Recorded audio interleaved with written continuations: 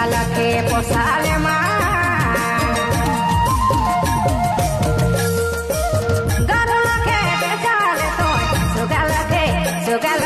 पोसाले माँ सुगल के पोसाले माँ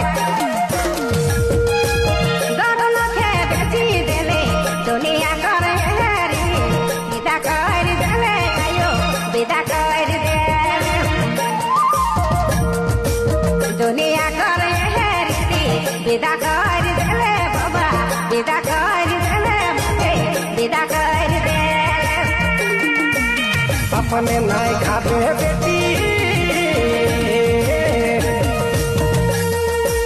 सबके खिया मेरे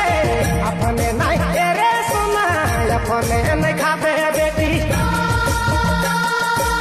सबके खिया मेरे